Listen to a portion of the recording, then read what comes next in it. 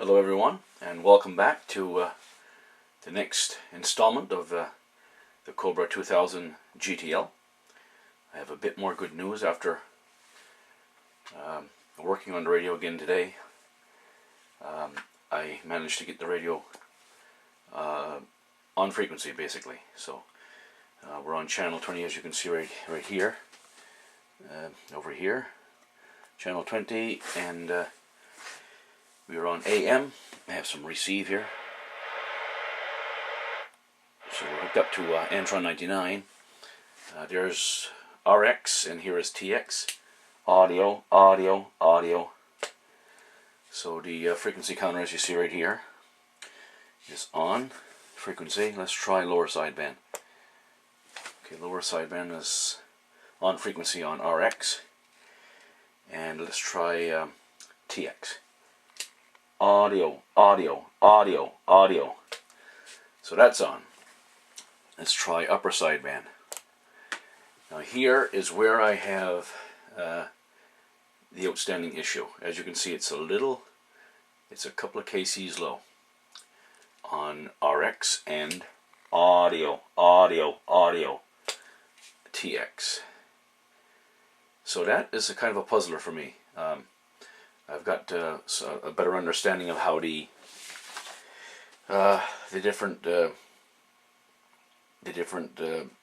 trim pots are, affect each other, and making the adjustments for AM was easy, and eventually figured out the lower sideband, but the upper sideband is off by a couple of kCs. However, with the clarifier unlocked, I can bring it to 205 on RX, audio, audio, and TX by turning the fine clarifier totally to the right. So I think that's not right, but it's working anyway. So back to AM. You can see it's starting to warm up here. Oh, I got clarifier off, sorry about that. Put the clarifier back to center and everything comes back to normal. That was kind of scary. I was going to say the radio must be warmed up by now. It certainly is. Anyway, that's the update on the Cobra 2000 GTL. It is pretty much on frequency, AM and sideband, with the small technical issue of being off a couple of kCs on upper sideband. So making a little bit of progress bit by bit. I want to thank everybody out there that's been giving me some pointers and sending information and PDF files and the different things they got. It's been very helpful, and without you, I don't guess I would have been able to come this far. Like I say, I'm not a technician, and definitely need all kinds of help. Everything seems to be working on the radio. A&L, noise blanker, CBPA, everything is pretty well normal. So the issue now is there's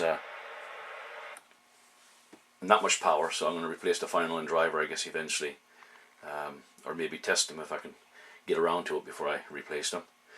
I'm thinking that maybe the voltage regulator may need replacement, the audio amp may need replacement. Of course, I don't know.